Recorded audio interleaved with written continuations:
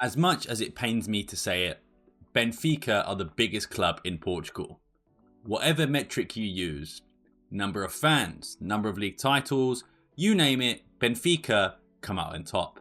They've got 38 league titles to Porto's 30th in second, and they were the first Portuguese club to win the Champions League. Now, since I've been alive, since 1999, Benfica have lifted 8 titles, 6 of those between 2010 and 2020. A decade of dominance.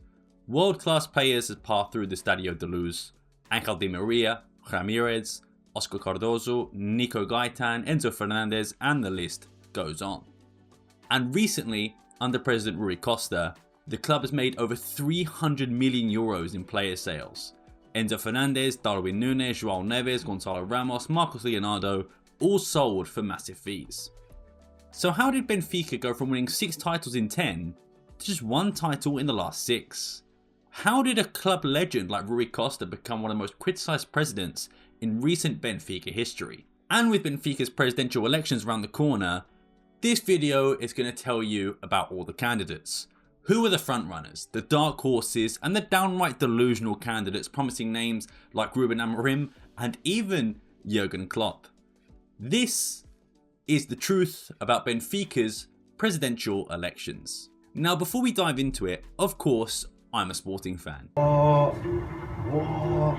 Nah, I never knew that. But I will do my best to stay neutral. I've even asked a few Benfica friends for their thoughts and insights just to make sure I'm representing their side fairly. So first of all, the elections will take place later this month in October. But how did the elections work? You see, there's one main round of voting. However, if no one gets over 50%, there is a runoff between the top 2 within about 2 weeks after all the votes are counted. In order to vote, you must be a Benfica member for at least 1 year, 18 years or older, up to date on your membership fees as well, or social fees if you're, Portuguese/English, whatever. But also, voting power depends on how long you've been a member. This is just an example. I don't know if it's actually the case for Benfica fans, but Sporting have a similar system as well. For example, if you have 1 to 5 years, you've got 3 votes. If you've got 5 to 10, 10 votes, 10 to 25, 20, 25 plus 50. So basically, older members have more voting weight. The longer you've put money into the club, and basically the more longer you've been a socio for Benfica or Sporting, you get more voting power. So who could run for president of Benfica? The rules state you must have to be at least 35 years old, you'd have to be a paying member for 15 years, and voting usually takes place in person, usually at the Estadio da Luz or other official locations. Around 38,000 to 40,000 members voted in the last elections, which is the record high for a sports club. But also Benfica has 250,000 eligible socios, so around 15% to 16% usually vote. So let me introduce you to the candidates. First up, we've got the main man and the current villain to most Benfica fans, and that is Rui Costa, who's hoping to run for a second term as president. And I will say, to Rui Costa's credit, he had to clean up the mess left by Luís Filipe Vieira, who was arrested and forced to step down in 2021 due to corruption, and I must stress this, allegations that still haven't been proven. Corruption allegations. Please don't sue me. One of Rui Costa's first major moves was to fire Jorge Jesus and bring in Roger Schmidt, who immediately set the league on fire. Benfica dominated the 22-23 season, winning the title and looking miles ahead of everyone else. And financially, Rui Costa has delivered. As said in the intro, he's made the club a ton of money through transfers, most famously selling Enzo Fernandez to Chelsea for 120 million 6 months after signing him. But with all the positives, there is a flip side. Rui Costa did hire Roger Schmidt, but later sacked him, arguably too late, crucially after the 2024 transfer window, and his replacement was Bruno Lage, a man who had already been sacked once by Benfica under Luís Filipe Vieira after presiding over one of Benfica's worst runs in modern history. Just 2 wins in 13 matches, including defeats to Santa Clara and Braga, and also blowing a 10-point lead in the 1920 title race. Since being the manager of Benfica in that year, he then went on to Wolves and did nothing, then to Botafogo and was sacked almost immediately after being appointed. But unsurprisingly, history repeated itself. Benfica stumbled again, and after a poor start, Bruno Lage was sacked, paving the way for the special one, Jose Mourinho. And while Rui Costa has generated record transfer income, sporting results have suffered because of it. He's only managed one league title with no Taça de Portugal, just a Supertaça and a Taça de Liga, which is far below Benfica's expectations. One of Rui Costa's biggest flaws has been his unclear transfer strategy. On paper, he's made big investments, but not all of them have worked. Inconsistent signings like Rolheiser, Bester, Bruma, Jurasek and João Vitor have struggled to make an impact, if made any impact at all. And there are also players and managers who Rui Costa has either given up on too soon or just promised the world and couldn't deliver. For example, he hired Nelson Verissimo to take over Bruno Lage, whom Rui Costa publicly backed as the coach for the next few years, only later to demote him back to Benfica B. That being said, not every transfer has been a miss under Rui Costa. Kerem Aktürkoğlu, for example, cost 12 million euros, scored 20 goals and was sold for 25 million. Marcos Leonardo was signed for 15 million euros and was sold 6 months later for 40 million. Clear profits were there. So while Rui Costa has indeed made the club money, it's worth noting that only 2 of the 4 financial years under his presidency actually showed a profit. The rest, losses, despite all those big sales. And then finally there's the elephant in the room, Rui Costa's connection to Luís Filipe Vieira. Many will say Rui Costa saved Benfica after Vieira's corruption scandal, but I think, personally, that's far from the truth. Let's not forget, he was Vieira's right-hand man and vice president for many years. He claims to have no knowledge of what was going on, which, if true, makes him either naive or worse, makes him complicit. To make matters worse, some of Rui Costa's current vice presidents also served under Vieira, and they're widely blamed for the ongoing morale and trust issues inside the club. It seemed like there would be a new guard when, in reality, a lot of Vieira's men are still in Benfica. For context, Luís Filipe Vieira, at 72 years of age, was detained on July 7, 2021, accused of involvement in deals worth over 100 million euros, also allegedly causing massive financial losses and even stealing money from Benfica. Rui Costa may be a legend on the pitch for Benfica, but as a president, his legacy is far more complicated. He's made money but lost direction. He's promised stability but delivered inconsistency. In terms of what he promises if he wins, Rui Costa has emphasised continuity and improvement based on his current presidency. He highlights the transformation of the professional football structure, reducing the squad from 60 contracted players to 29. Also with a younger and more valuable roster. Right now at Benfica there's 11 academy players and only 6 players over the age of 25 and just 2 over 30, Bruma and Otamendi. Rui Costa also stresses the importance of economic sustainability, noting the club has stronger sporting assets and more of a balanced squad than in years previously. He proudly points out the absence of legal controversies during his term as well. His main proposal is the Benfica district, which in reality is a €220 million project to revamp the area around the Estadio da Luz.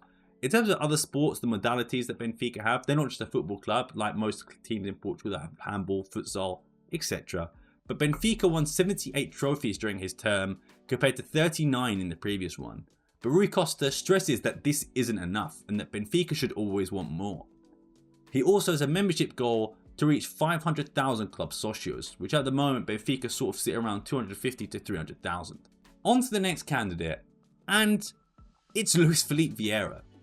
Yes, genuinely, the man arrested for, and I must stress, allegedly stealing money from Benfica, is re-running for president.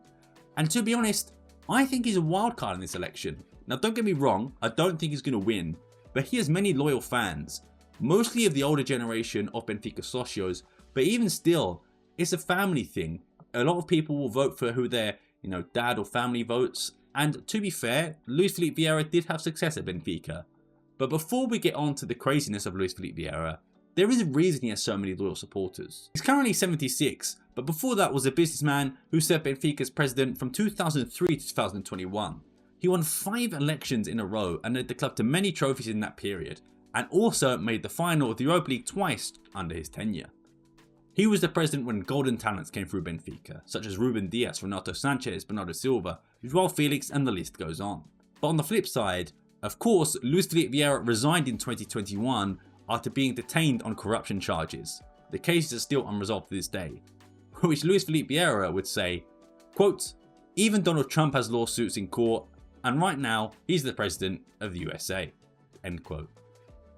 His campaign is named Volta a Ganhar, Return to Winning, and features the slogan "O President Voltou," which basically means the president returning, on posters outside the stadium.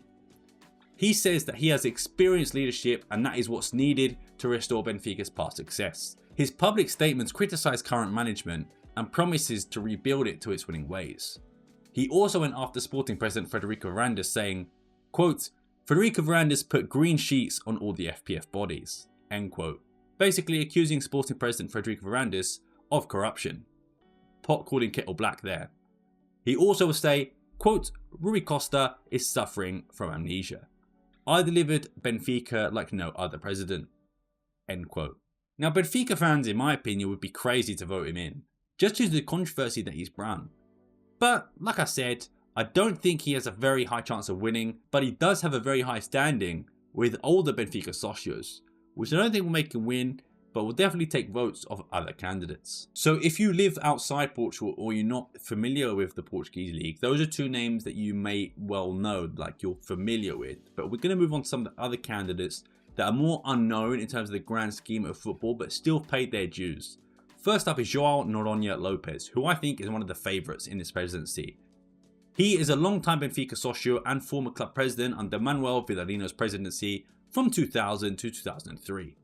He did run for Benfica president in 2020 in a campaign against Luís Filipe Vieira, but unfortunately failed to win.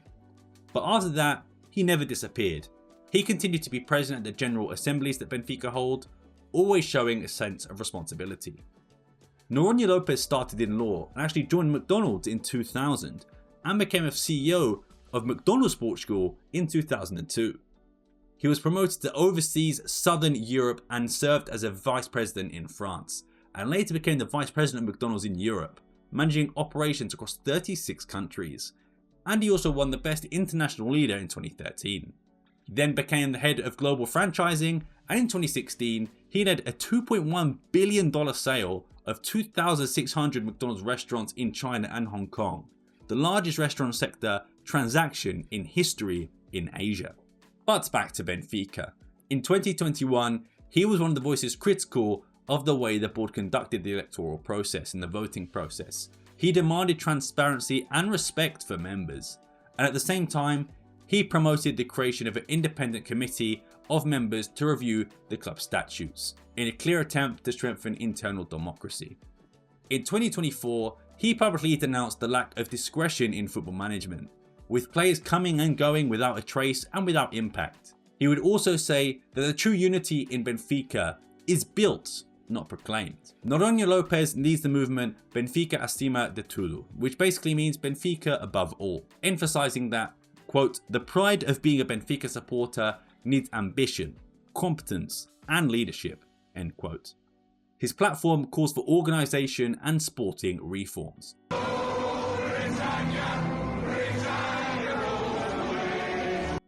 No, not that one. One of the examples he had was a new model for the football department and other sports, modernising ticketing, including freezing membership fees, and a greater fan involvement. He promotes transparency and, quote, "above all, sporting success for Benfica." Notably, two club legends have joined his team. Former striker Oscar Cardozo also publicly endorsed him, saying, quote, "Noronha is the president to make Benfica much bigger," end quote. And also ex-players Nuno Gomes and Vitor Paneira were announced as vice president for football and technical director of his campaign respectively. Nuno Gomes would say, quote, "Benfica needs a paradigm shift. João Noronha Lopes has already proven he is capable of changing Benfica to make the club even greater than it already is." He would also say, quote, "Ruben Amorim, he's the coach of Manchester United.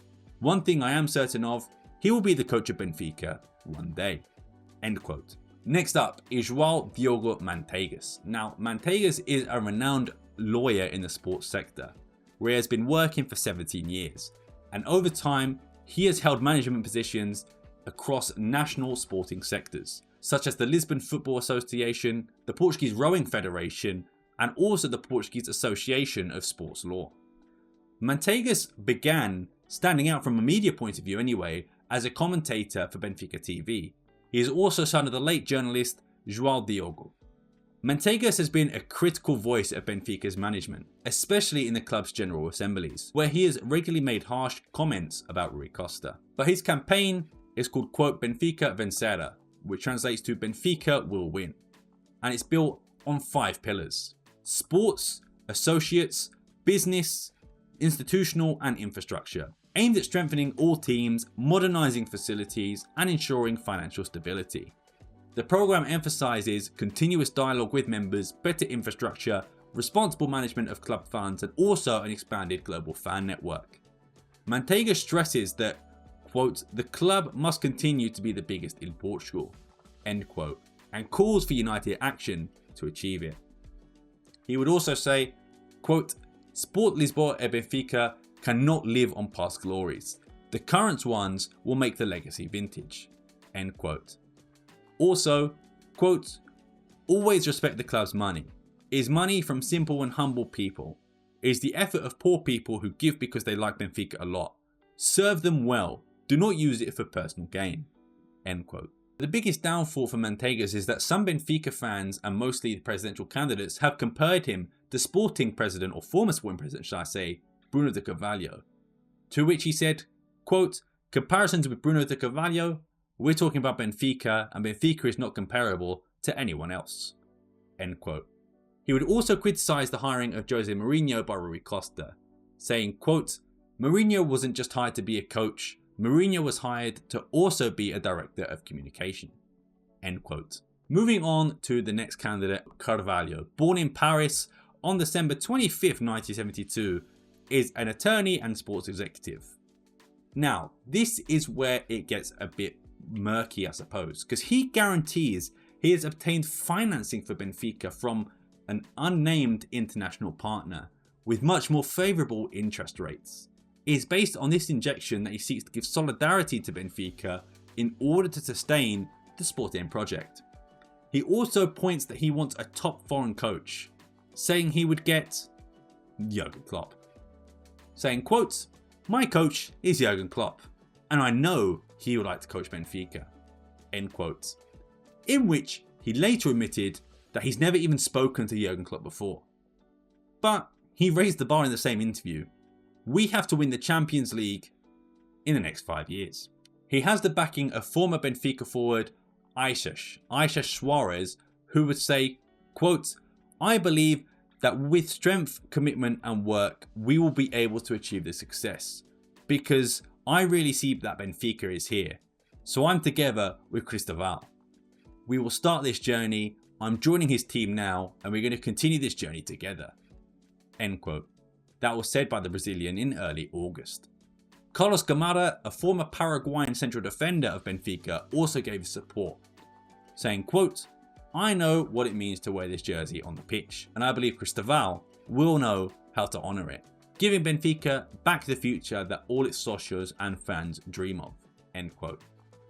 Now, ambition marks Cristóvão's programme, clearly being the most ambitious out of all the candidates, even if you leave out the Jürgen Klopp dream. He wants to, now get ready for this, win 3 out of the 4 national championships, regularly reach the quarterfinals of the Champions League, win 3 European titles in the next 12 years, including a Champions League in the next 5, win 3 out of the 5 championships and Portuguese Cups in the men's sector, 4 out of 5 in the women's sector, and 5 main indoor sports: basketball, handball, futsal, roller hockey, and volleyball. He also wants 1 million Benfica socios by 2029. He also wants Benfica TV to be on an open channel and broadcast the home games of the football team, and also said it would be free to all Benfica socios without having to pay an extra fee. And as good as these sound on paper, even the most ambitious Benfica fan will be telling him to calm down. But last but not least, we've got Martim Maia, who is an industrialist and a former amateur athlete. He is a grandson of ex-president Duarte Borges Coutinho, who is one of the historic presidents of Benfica. He directed the Reds from 1969 to 1977, and also helps to explain the support of Antonio Simões one of Benfica's greatest figures. But Maia made his fortune in finance and manufacturing. He runs under the motto, quote, Benfica no sangue, which basically is Benfica in the blood. And Martin Maia presents a program with 6 pillars: football, modalities, heritage and ticketing, which is 1 by the way, not 2, associations, financial area, and institutional area. And Maia's proposals include creating a football general manager position to oversee the pro squad sporting structure, and also expanding Estadio de Luz to 83,000 seats. Also publishing clear, accessible financial reports regularly. He also wants Benfica TV to be transparent and non-biased. He wants BTV as a plural medium and not at the service of the club's management. His campaign is highlighted to end the bad spirit in the club at the moment and return it to its working class roots. He would say, quote, João Diogo Manteigas wanted to be a director of my side, end quote. He also said, quote, even a blind man sees, if Rui Costa is trying to buy the partners, he's trying to run the hand through their fur, end quote. He has also accused Manteigas of, quote, being the pyromaniac and the firefighter at the same time.